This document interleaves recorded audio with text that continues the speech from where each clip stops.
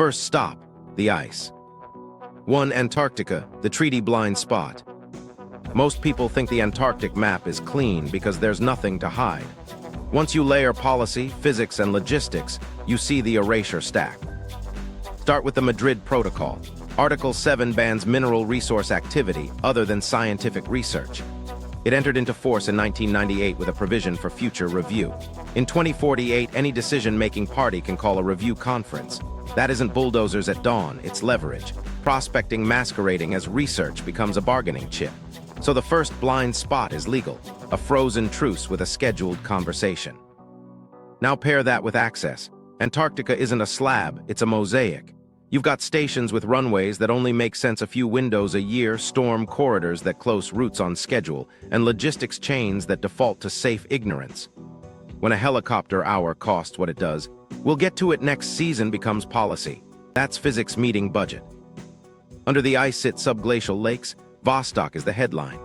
Drilling programs are cautious for contamination reasons, but the surveys carry two tells. Magnetic anomalies skirting lake margins and consistent thermal fingerprints where ice thins more than models expect. You don't need sci-fi for that. Geothermal flux varies, crustal structures channel heat, and water sculpts ice from below. When ice is kilometers thick, a degree matters. Satellite artifacts happen, but look for repetition. Recurring whiteout swaths and resolution downgrades often appear near known subglacial features and suspected rift shoulders. Officially, glare, clouds, sensor regimes. Practically, public base maps downshift where boring ice sits. If a coastline is crisp but the inland grid fuzzes, ask why. Boredom is the perfect place to park complexity without PR headaches. Airstrip-only stations next. Some facilities have a runway, a small logistics bubble, and seasonal presence. Harsh truth, the runway is the program. A runway pins a map more than a tent does. Watch the drift of temporary gear toward zones with thermal oddities. We're not saying hidden mines, we're saying heat and mobility align. Scientists want stable ice, pilots want predictable wind, planners want a platform within range of targets. Where those circles overlap, the research happens. Where they don't, the map stays white. Drones, limited. Cold soaks batteries, line of sight vanishes in ground storms, and GNSS multipath over glassy ice can wreck a flight plan. Whether windows are real. The no-go isn't a fence, it's an equation that rejects curiosity outside the corridor. Ignorance gets preserved as an accident. Lake Vostok again, but read function. If you find sealed microbes or odd magnetics, the correct response is caution. Ice cores already taught us how easily we contaminate signals. That caution becomes an optical effect. Less noise shown publicly, more detail inside specialist programs, and a widening lag between expert briefings and public tiles. Not conspiracy, risk management that looks like erasure. The dry valleys flip the script. They're ice-free, windy, and weird. Melt patterns and permafrost behavior disagree with simple models because local topography, albedo, and latent heat games dominate. If the easy place resists models, imagine the ones under 2 miles of ice. That's your humility index. How do you audit Antarctica without a badge? 3 steps. Context, stack treaty language, station footprints, and flight logistics against thermal and magnetic maps. Replication, look for independent signal, multiple satellite passes, long baseline gravimetry, repeated airborne surveys. Scars, maintenance affordances. Field camps leave patterns, snow berms, fuel caches, sled tracks fossilized in quick drift layers. If the runway persists but the science bubble churns, it's a supply story. If the runway is marginal but the area gets repeated flights, it's a target story. A micro story, a pilot texted a photo, crystal weather, runway chalked, then an abrupt scrub for weather.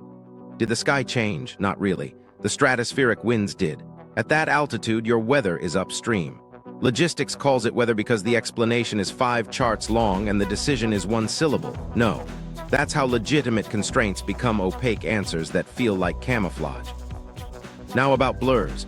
People send screenshots of smeared tiles and ask if it's hiding an alien base. Here's what actually happens. Public base maps stitch day-lit scenes, feature first priorities and licensing limits. If the fasteners in that pipeline don't reward icy nothing, the icy nothing gets fewer high-res updates. If a subglacial ridge sits under that nothing, it shares the neglect. The effect looks like selective hiding. The cause is boring.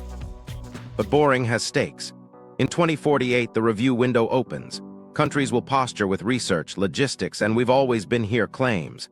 Map tiles and station histories become evidence. The best leverage is what looks routine: flight hours, sensor time, fuel caches. Control corridors and data cadence, and you shape reality. Last tell: recurring thermals near air operations. Engines warm snow, hangars leak heat, buried utilities thaw and refreeze. Those are human fingerprints. Learn them, subtract them, and what remains are under ice stories, water roots, crustal flecks, slow volcanism, that deserve more than a blur. From frozen blackout to rainforest blueprint, now that you can read white, you're ready to read green. 2. Amazon LIDAR, the cities under leaves. Okay, so here's the thing: when maps call this uninhabited rainforest, they're describing the last 500 years, not the last 5,000. Fly a laser over the canopy, peel off leaves, and geometry pops, not vibes, grids. Between 2023 and 2025, LIDAR sweeps across Campeche, Acre, and the Bolivian Llanos de Moxos lit up networks that don't behave like chance. You see causeways in straight runs, platform mounds at regular intervals, orthogonal courtyards, canal berms with intentional heights, and borrow pits aligned upslope like quarries with a plan. Stitch tiles from different teams, and the alignments persist across datasets. Jungle becomes urban. Let's walk a clean case. In Campeche, passes revealed corridors linking hilltop platforms to low-lying fields with shallow embankments, plus pond and ditch lattices that buffer monsoon pulses. The spacing isn't random. Distances repeat like a tape measure. Platforms carry spill lips, small, consistent breaks where water tips into secondary channels. That's passive control, not brute force. If you've watched a city designed around gravity do its job, you'll recognize it. Now the pattern people keep asking me about. Don't memorize a label, remember the logic. In multiple scan blocks, you see a civic core bound to a causeway spine. Radiating from it, platform groups, smaller courts, and work ponds. Overlay terra preta bands, anthropogenic dark earth with charcoal and bone microfragments, and the picture sharpens. These bands hug slopes and curve like hedgerows. Soil chemistry becomes a people counter. Where terra preta thickens, platform density rises. Population corridors the map still labels empty. Agricultural geometry is the giveaway. You'll spot raised fields with subtle crowns and drainage runnels spaced for seasonal head. Field edges run with contour until they don't.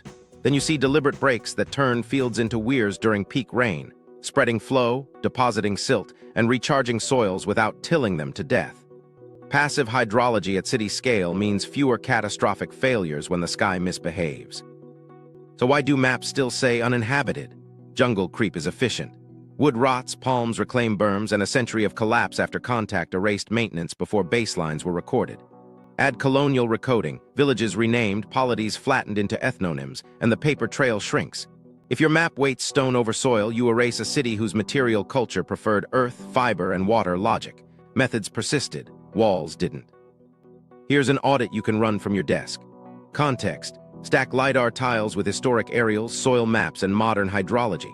Do the lines keep lining up after storms? Replication: can independent tiles months apart recover the same berm heights and court edges within error bars? Scars: look for maintenance affordances, access cuts at berm ends, sediment traps at bend points, borrow pits upslope of platforms. If those show up together across sites, you're not seeing accidents. You're reading a manual. Terra preta matters more than it gets credit for. You don't get stable, fertile dark earth without intentional waste routing, charcoal production, and cycle discipline. The bands aren't just garden beds, they're civic behavior recorded as chemistry. Core a slope and find layers of carbon, phosphorus, pottery grit, and fish bone. Those are calendars in soil. Canals close the loop. The easy mistake is to imagine grand ditches draining everything downhill. Scans show subtler design, feeder channels accepting just enough head to stay slow and clean, lateral bleeds into storage ponds, and overflow paths that skirt civic spaces. You'll see lock-like constrictions, but many are simply narrow isthmuses left high to hold primary flow until a threshold pushes water over a notch. No gates, no iron, just well-placed dirt and patient governance. Campeche and Acre share another tell, causeways that refuse the straightest line where straight would cut across seasonal storage. Planners route around water savings the way good road builders respect aquifers. That restraint reads as policy. The road moves, the pond stays. Erasure mechanics, two big ones. First, disease collapse removes crews who remember which notch to clear in which month. Second, colonial grids preferred neat plazas and stone. Jurisdiction got redrawn along rivers and missions, not canals and soils.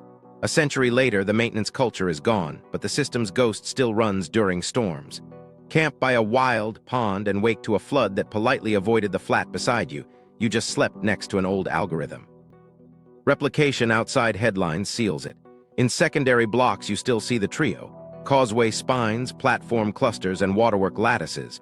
Even where modern pastures slice the pattern, berm fragments and pond lips reappear at expected intervals. Persistence turns looks like a city into is a city we can audit. A micro story. After a storm, a rancher messaged, "The pasture flooded everywhere except a weird zigzag near the tree line." We layered old LIDAR. That zigzag was a terrace edge with 3 spill notches. He'd been mowing over hydrology older than his fence posts. Once he left a 2-meter strip unmown, his dry season water held longer. That's an ecosystem behaving like infrastructure. So when your base map says uninhabited, but your scans say rules, trust the rules. The canopy hides architecture, the water remembers plans, the soil records votes taken in charcoal. Learn what causeways, canals, and platform mounds look like together, and you'll start seeing cities under leaves wherever the map still claims there's nothing there. 3. Sahara's memory, the eye and its neighbors.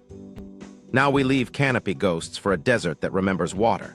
Most people see dunes and emptiness. Satellites see shorelines, rivers, and grids that wake a few weeks a year. Read the Sahara in seasonal windows and it starts talking. Headline first, the Richat structure, the eye. Geology says uplifted dome eroded into rings. Fair, but the geometric shock is real, near concentric terraces, radials, and ledge steps that look too neat for chaos. The trap is leaping to lost empires. The smarter move is asking why humans kept aiming stories at it. Rings act like natural wayfinding. Steps hold puddled water. If you roamed caravans, terraces, not walls, were anchors. Zoom out. Radar mapped paleolakes across Mauritania, Mali, Niger, Chad. The receipts are shorelines, benches curving at consistent height bands, beach ridge threads only waves make. Overlay fossil riverbeds and the Tamanrasset Paleo River pops, a drowned trunk channel that once ran west under dunes to the Atlantic shelf. This wasn't empty land. It was a rotating network of green corridors pulsing with monsoon shifts. Add deltas, rock pools tucked in canyon bends. They're time capsules. Some kept relict fish, even crocodiles until recently. Their coordinates line up with caravan stop points and star route lore. Before magnetic compasses, traders navigated by sky and water memory. Stars set bearings, dependable pools set options. That's why oases map to stories. It isn't romance, it's logistics. Sand-buried alignments are the hardest receipts. You won't catch them at noon in a single image. You catch them when low sun slants after a calm scene or in a wet spring when shrubs pulse greener in strips. Then stone ribs, low walls, berms, pens blink through. The audit is time-based. Revisit, confirm, compare angles.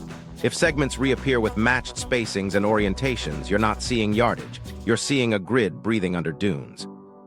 A clean example, northern Mauritania, a set of parallels appears after a wind event. 4, then 6, then 4 again, each offset a consistent angle from prevailing drift. Sample distances, gaps cluster, that's a yard. Whether it's staged animals, caravans, or fields in a wetter century, rhythm says planning. Stack with nearby shoreline terraces and its function next to water. Cartography ignores it because maps love surface certainty. Subsurface moisture lines don't announce themselves until a shower paints them green. Base maps privilege crisp coasts and roads. The inland grid fuzzes because it's seasonal, subtle, and boring. Boredom hides value. Star-aligned trade nodes deserve another pass. Correlate deltas and hilltops signal points with ethnographic path memory, and bearing offsets recur. Night arcs moving caravans between water while skirting sand seas. Alignments to Polaris or seasonal risings weren't temples, they were insurance. Stones on ridges could be shrine and sign, dual use gets maintained. Time for a false ending. Every year someone circles repeating lines and calls it a city under dunes. Not yet. A city is systems stacked, habitation, storage, waterworks, movement, leaving maintenance affordances. A set of walls without spill notches, pond lips, and access cuts is a maybe. The grid exists, the proof is in the affordances. You want trap boxes for silt at channel turns, berm breaks scaled to head, reuse scars where stones were robbed and reset. When those show together, call me. Honest reading, then audit. Context, replication, scars. Context, Paleolake terraces and fossil channels nearby. Replication, alignments reappearing after different wind seasons with matched spacing within error. Scars, stone borrow pits, stepped ramps up terrace faces, wind-shadowed buildup on the lee of old walls that tells how long a line stood before it fell. If ergonomics fit, ramps sized for backs and beasts, you've left the mirage zone. A micro story. A herder sent a photo of a weird rectangle clearing after a dust storm. We overlaid old radar. It sat on a paleo shoreline shoulder beside a faint cut feeding a dry basin. 2 notches in the rectangle's low wall matched flow lines. That's a weir, not a house. First notch takes normal surge, second catches rare pulse, laying silt where you want it, not in sleeping pens. A week later, wind buried it again. Proof here is seasonal, patience is method. Back to the eye, read it as beacon, not blueprint.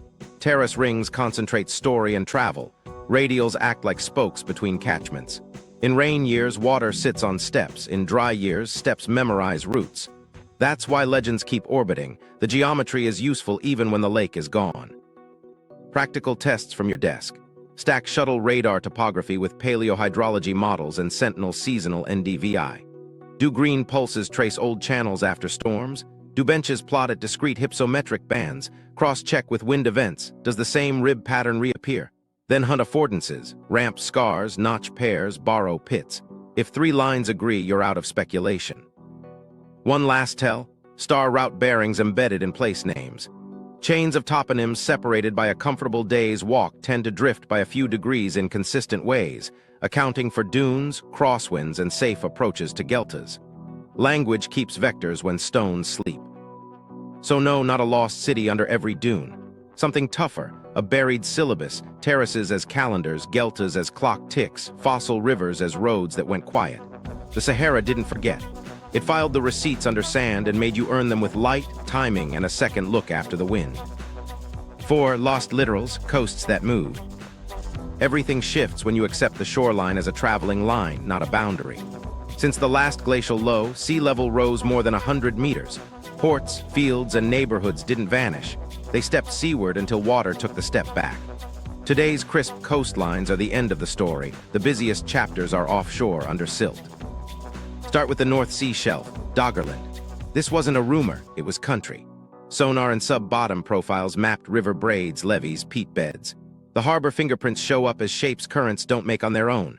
Long, low ridges throwing, mole shadows in bathymetry, curved tongues of coarser sediment where a breakwater would have redirected flow, and silt fans piling in predictable arcs behind a shield.